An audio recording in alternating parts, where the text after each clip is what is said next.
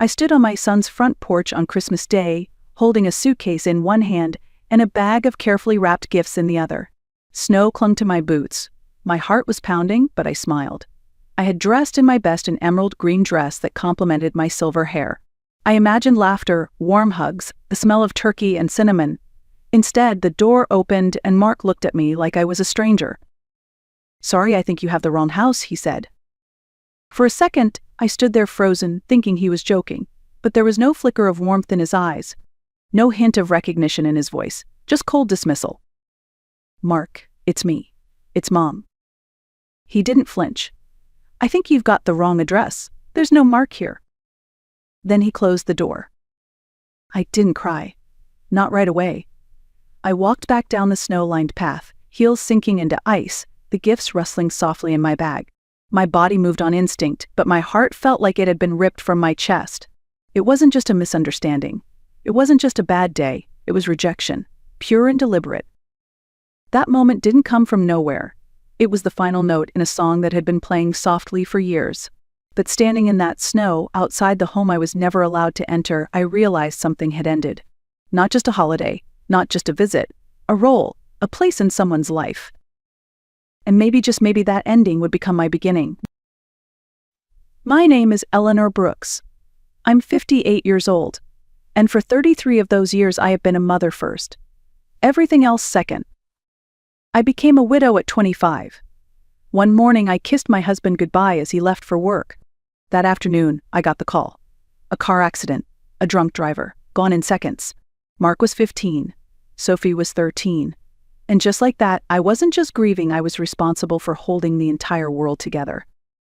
We had a modest home in Connecticut, a mortgage we could barely handle even with 2 incomes.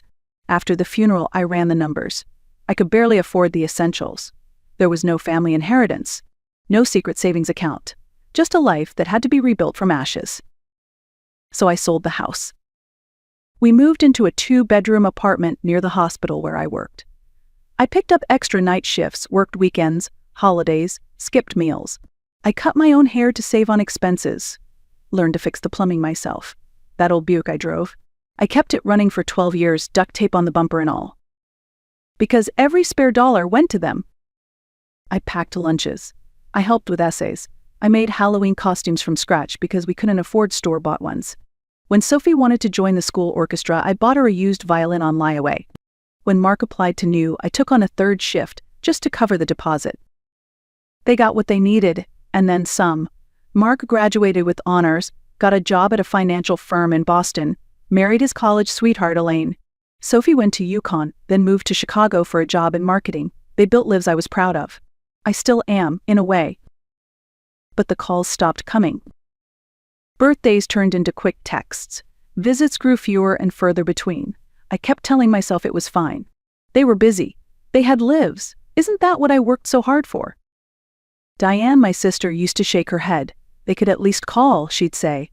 You did everything for them. But I brushed it off. They'll come around. I'm sure they will. And I kept giving. Even after they had jobs and homes of their own, I kept sending checks. $1,000 each month. Quiet support.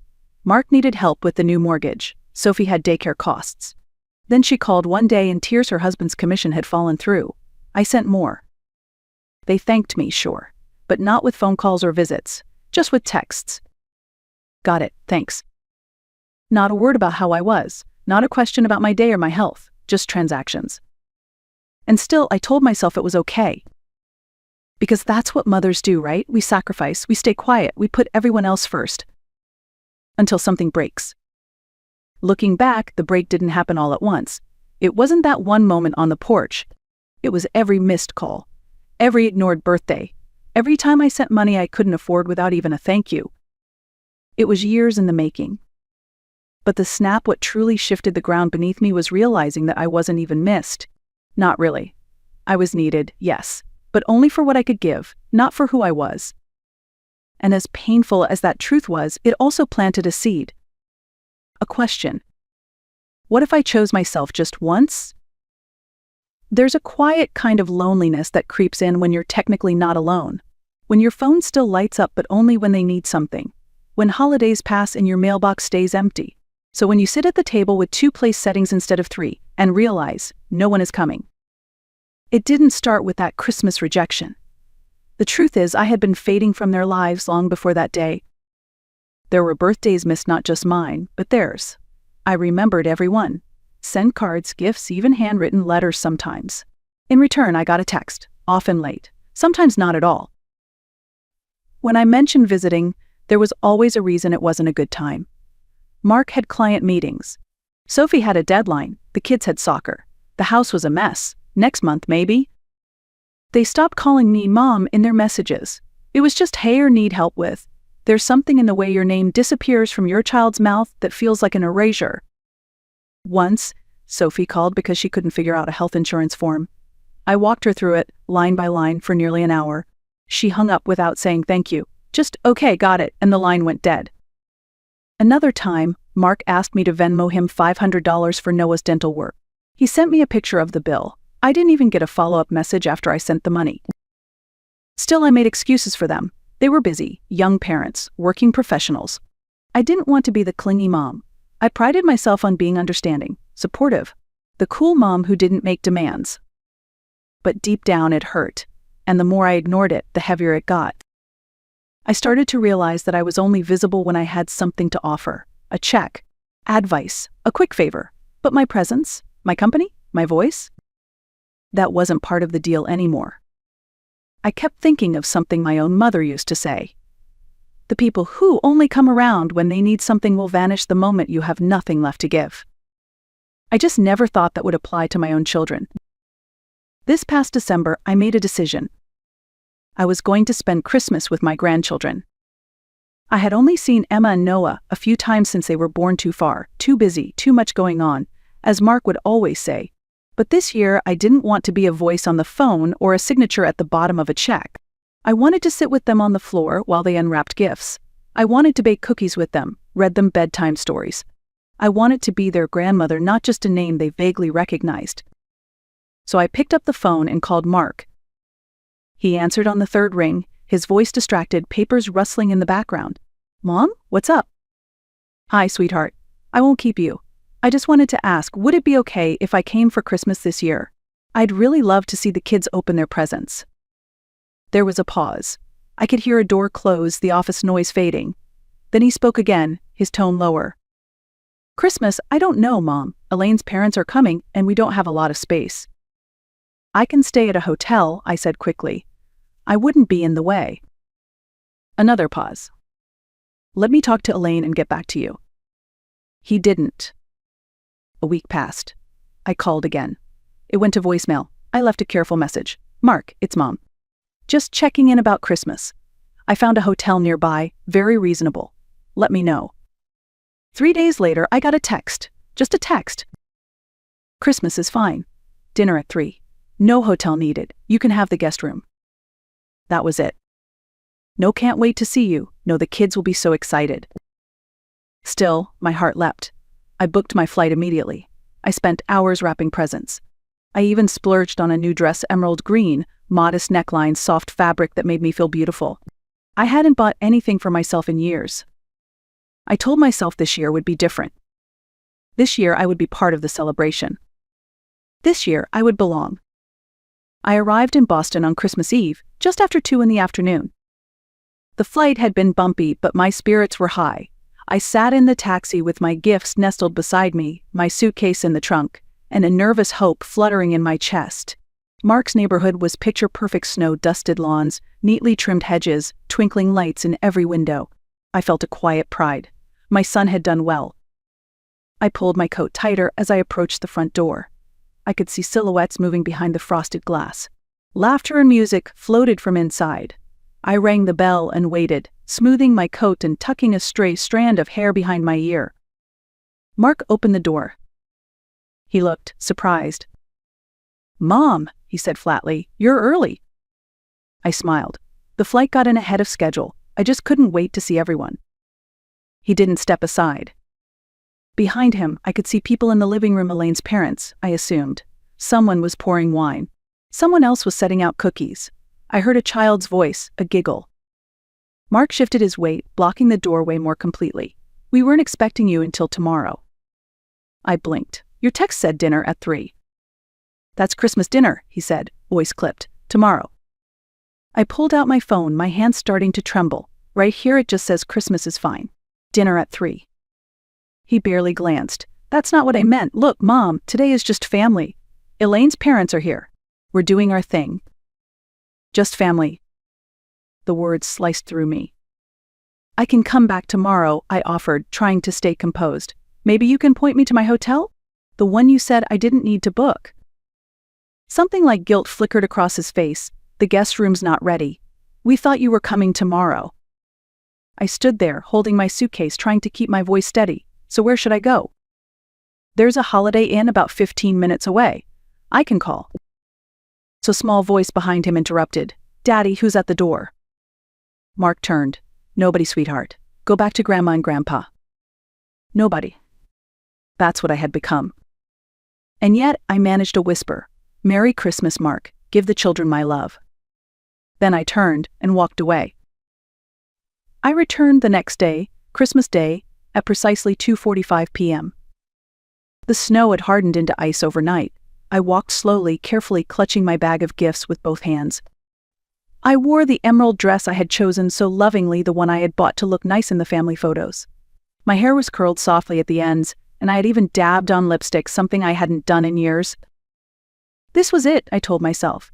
Yesterday had been a misunderstanding. Today would be different. I reached the doorstep and rang the bell. Mark answered. His face was unreadable. Before I could speak, before I could say Merry Christmas or I'm here, he said the words that broke me. Sorry, I think you have the wrong house. I stared at him. I thought he was joking, waiting for a smile, some hint of apology. But there was nothing. Mark, I said, my voice barely above a whisper. It's me. It's Mom. He didn't move. His eyes didn't soften. There's no Mark here. I looked past him. The living room was decorated beautifully. A glowing tree stood in the corner, surrounded by neatly wrapped gifts. The dining table was set for dinner, the silverware gleaming under the chandelier. Elaine's head was bent toward a platter of food. She didn't even turn around. Then the door closed. I stood there in silence. Frozen. Humiliated. I walked down the steps slowly. My feet felt numb. My hands were shaking. I made it to the sidewalk before my phone buzzed. Mark's name flashed on the screen. I answered. Mom, he said, sounding casual, even amused. Sorry about that. Elaine's parents are super traditional. They don't know about, the financial arrangement. We're just trying to keep things peaceful. Financial arrangement? I repeated, the words foreign in my mouth. Yeah, the monthly support. Look, just go back to your hotel. I'll call you tomorrow. I don't have a hotel, Mark, I said quietly. I came here to spend Christmas with my family. He sighed. Mom, I can't do this right now. Just give us some space, okay? We'll figure it out later. I whispered, what did I do? His voice hardened. She thinks the money she sends every month buys her a seat at the table. He hadn't hung up yet. But I had heard enough. I let the phone fall into the snow. I picked up the phone slowly, my fingers stiff from the cold. The call was still active. I ended it with a quiet tap and stared down at the screen, the words still echoing in my mind. She thinks the money she sends every month buys her a seat at the table. That was it, wasn't it? That was how they saw me, not as a mother, not as a grandmother. Just a source, a bank account, a tool to be hidden when inconvenient, an embarrassment to be explained away. I turned around and began walking toward the main road. My suitcase wheels caught in the slush, dragging behind me like an old wound. At the Holiday Inn, I checked in without a word. The clerk smiled politely. Staying long, ma'am? I nodded. A few nights. That night, I didn't cry. There were no more questions spinning in my head, no more wondering what I had done wrong. For the first time in years, my thoughts weren't tangled in guilt or obligation. I opened my banking app. With calm fingers, I canceled the automatic transfers to both my children. It took less than 60 seconds. I sat on the edge of the hotel bed and stared at the quiet screen. No vibrations. No incoming demands, just silence. And peace. A peace I hadn't known in decades. I slept that night without dreams, without tension in my chest, just stillness. The stillness that comes when a long, painful chapter finally closes. And a new one waits quietly, patiently to begin. The next morning, my phone lit up with missed calls.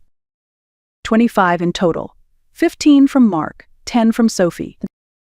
Text messages followed, some panicked, some demanding. Mom, the transfer didn't go through. Is everything okay?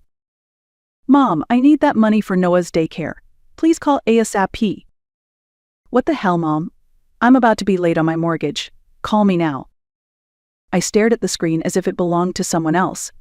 There were no messages asking if I was all right. No, where are you? No, we're worried about you. Just money. I silenced the phone, placed it face down on the nightstand, and stepped into the shower. As hot water streamed over me, something inside me began to shift. For over 3 decades, I had defined myself by what I gave. I was the mother who always showed up, always paid, always adjusted. But what did I have left? Now, standing alone in a quiet hotel room, I had space to breathe, to think, and maybe to dream. After dressing, I walked to a nearby cafe. I ordered a cappuccino and a breakfast sandwich. Sat by the window and watched the snow melt under the morning sun. Then, I pulled out my tablet. For years, I had dreamed of traveling. I had saved articles about places I'd never gone, bookmarked photos of temples and oceans, read about volunteer programs for retired nurses. But I'd always found reasons to stay. The children might need me. It wasn't safe to go alone. The money could help someone else. Excuses. I opened a travel site. Typed in a destination I had whispered to myself for years. And with one steady click, I'd booked a one-way ticket to Thailand. Departure, 2 days from now. For the first time in decades, I felt something I almost didn't recognize. Excitement. Later that afternoon, my phone buzzed again. This time, it was Sophie. I hesitated for a moment before answering. Mom, finally, she said, skipping any greeting. What's going on with the transfers? Mark said his didn't go through either. No concern, no warmth, straight to the point. I sipped my cappuccino before replying. I've decided to discontinue the monthly transfers. There was silence on the line, then a gasp of disbelief. You've what? You can't do that. I'm counting on that money for the baby's nursery. I'm sorry to hear that, I said calmly. I suggest you and Daniel adjust your budget accordingly. Her voice sharpened. This is about Mark, isn't it? He told me what happened. It was a misunderstanding. You're being ridiculous. It's not about Mark, I replied. It's about me. About recognizing that I've allowed myself to become invisible. And I'm done with that. She laughed, a cold, dismissive sound. You're worth, Mom. You're almost 60. This isn't the time for some midlife crisis. The words didn't sting the way they used to. I'm 58, I said quietly. And for the first time in my life, I'm choosing me. So that's it. You're just cutting us off because your feelings got hurt. I've supported both of you for years. That's not cutting off, it's stepping back. She tried again, this time with softness, almost desperation. Mom, please. The baby needs you. Funny how quickly I'd gone from irrational to indispensable. I breathed in deeply. I'll send a gift, Sophie. The same way you send birthday cards when you remember. Then I ended the call. After I hung up, I expected guilt to creep in. It didn't. I felt still. I spent the rest of the day making quiet decisions. I called my landlord and gave notice on my apartment.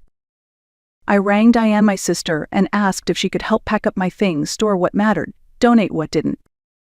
Then I contacted the hospital where I'd worked for 32 years. I thanked them. And I resigned. No dramatic speech, no final shift, just a simple promise to send a formal email later that night. By evening, my phone had stopped ringing, no more calls, no more messages. I imagined Mark and Sophie talking to each other, trying to figure out what had changed, wondering where their mother had gone. She hadn't vanished. She had simply returned to herself. I ordered room service, opened my laptop, and searched for a quiet place to stay near the river in Bangkok. And I smiled. Not because I was running, but because I was finally free. The next morning, a knock came at my hotel room door. I opened it to find Mark standing there. His face was pale, eyes bloodshot. He looked like he hadn't slept. He had tracked me down through my credit card activity. "Mom," he said, his voice quiet, unsure. "We need to talk."